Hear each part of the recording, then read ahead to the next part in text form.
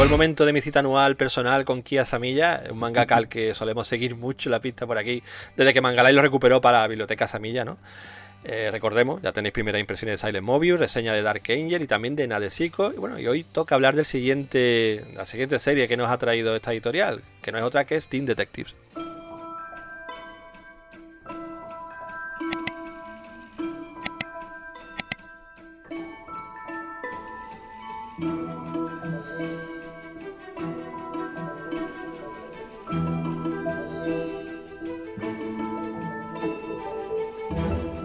Hasta ahora la obra de Asamiya, que Manga Live no había venido recuperando, venían siguiendo cierto orden cronológico, aunque obviamente saltándose algunas por supuesto.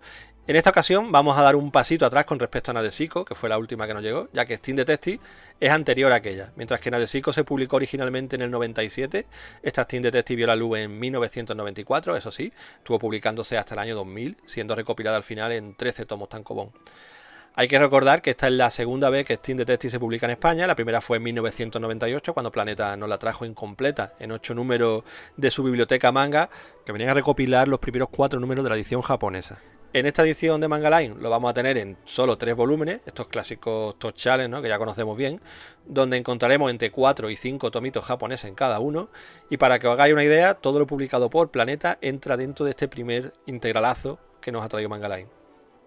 Además, este primer volumen incluye como contenido adicional unas entrevistas con los dobladores del anime, que se lanzó allá por 1998 y tuvo 26 episodios, así como las páginas iniciales del manga a todo color. Además, para los que pillamos el tomo en preventa, pues se nos incluyó pues la clásica sobrecubierta limitada, ¿no?, que hacen siempre los chicos de Manga Line.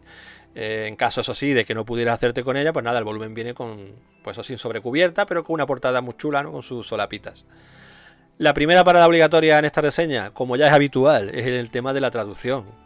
Muchos nos hemos quejado, ¿no?, de las traducciones neutras que hemos venido viendo en muchos mangas de Manga Line, incluidos los que hemos venido también viendo en esta biblioteca Samilla. Pues bien, aquí tengo buenas noticias. En Teen Detectives por fin cambiamos de traductor. Aquí tenemos a J. Agustín Izquierdo y debo decir que hace un trabajo sobresaliente.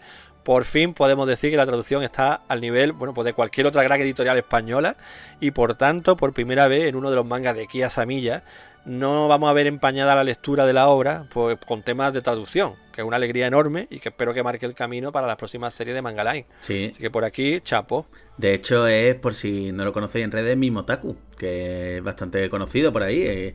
La verdad que la traducción que ha hecho ha sido muy buena y, jolín, espero que Manga Line cuente con él para más cosas, porque es un gustazo.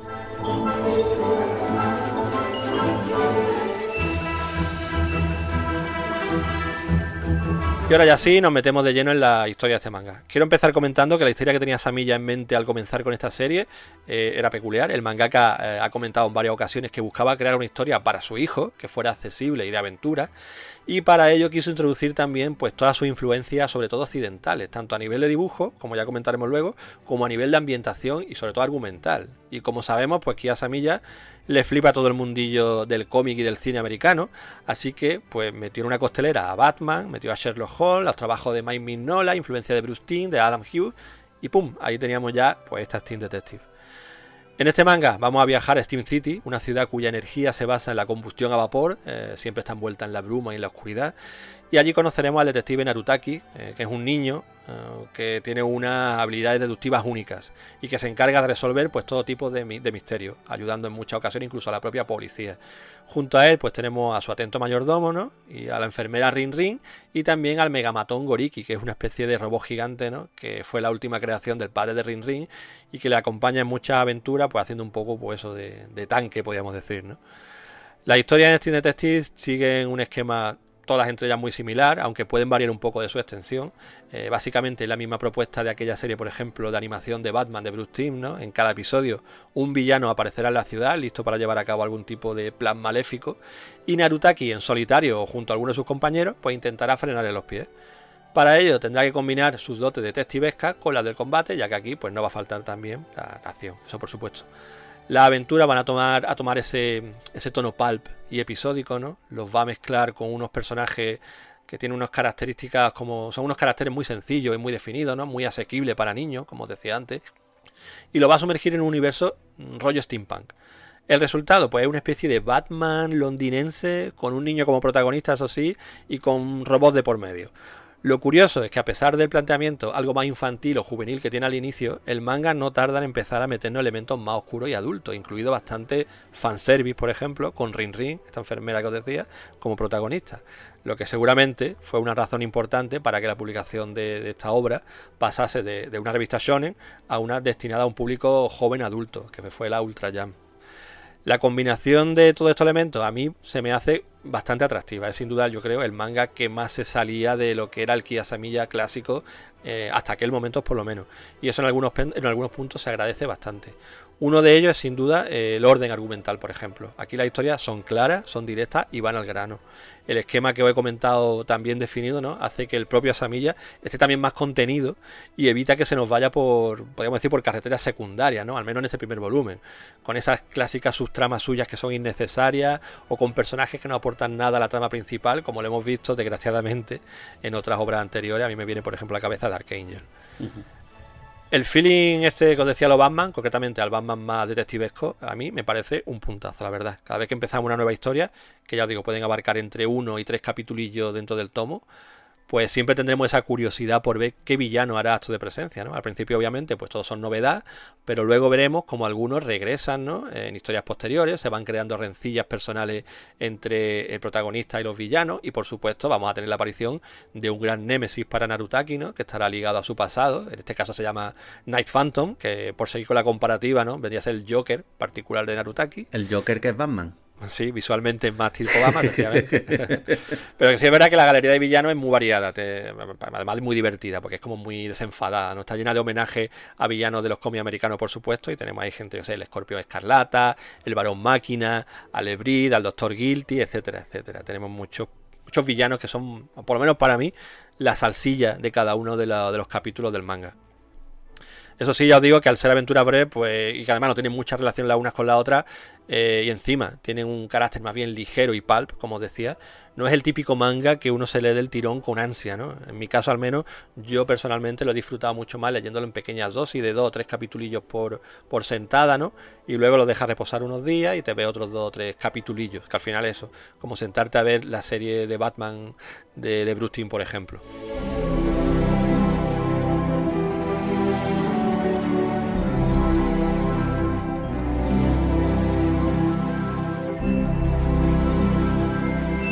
En cuanto al dibujo de Asamiya en Steam Detective, bueno, podemos decir de nuevo que es el que más se sale de su estilo personal y que aquí lo que hace es buscar, pues, un estilo único y exclusivo para esta obra. Uno en el que volvemos a ver cómo vuelca todas esas influencias que os decíamos antes, sobre todo occidentales. Vamos a ver a Mike Mignola en ese uso de sombras marcadas y de líneas sencillas. Vamos a ver a Bruce Timm y al cómic de superhéroes a la hora de presentarnos, pues, muchas escenas, ¿no?, y planos de estos teatrales propios de los cómics de superhéroes. Vamos a ver la estética pulp desenfadada tanto en héroes como en villanos. Y por supuesto la estética steampunk, ¿no?, con ese rollo industrial que a mí personalmente me gusta un montón. Con la ciudad que está basada en Londres, siempre cubierta de vapor, los edificios invadidos por máquinas, aparecen también muchos robots, elementos sacados de la ciencia ficción más retro, etcétera, etcétera.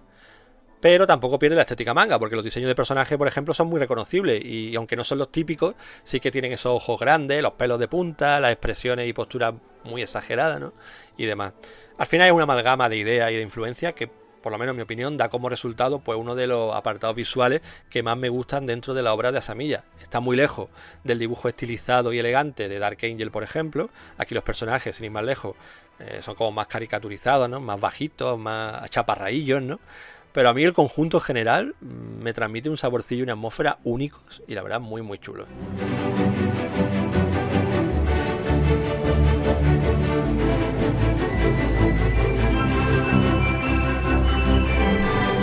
En resumen, Steam Detective, pues para mí es una rareza manga, tío. No llega a ser un manga shonen, pero tampoco un infantil, ni tampoco adulto. Pero eso sí, tiene elementos de todo esto. Asamiya, yo creo que aquí, en lugar de mezclar género como hacían Silent Movie en Dark Angel, parece que lo que ha querido es mezclar demografía e influencias personales. Y por eso quizá pues le ha quedado una obra que es súper particular, súper diferente y para menos a mí, ya digo, muy atrayente. Si os gusta el cómic noir y os apetece leer, pues, una propuesta japonesa con elementos shonen y mucha influencia de personajes como Batman, pues darle un tiento a esto porque, ya digo, esto es una curiosidad y está muy bien hecha. para mí, sinceramente, pues, un gran añadido a la biblioteca Asamiya y uno de los mangas que hasta la fecha más he disfrutado de su autor. Yo, Oli, si permites que te haga una pequeña puntilla, si no te importa, lo que es en cuanto a la edición. Es decir que esta edición va a ser la más completa que haya hasta el momento, porque no solamente va a incluir lo que es la serie original, sino también los capítulos posteriores que se hicieron de esta serie de Steam Detectives, con lo cual vamos a tener la recopilación aún más completa. Eso contando con la edición, que es la verdad que a pesar de ser tomo gordo, un 4 en 1 si no me equivoco, no es un tomo que para nada se me resulte ni pesado ni difícil de leer, como por ejemplo me resultaba difícil de leer esa Dark Angel que tú mismo has mencionado, que al final se me hacía un poco más pesada o lo que sea, ya no solamente por la temática que pueda ser más o menos árida, sino por el tomo en sí. Y la verdad que yo me lo iba leyendo y no se me hacía tan pesado. Yo creo que ya no estamos acostumbrados, estamos cogiendo músculos también, entonces es la historia.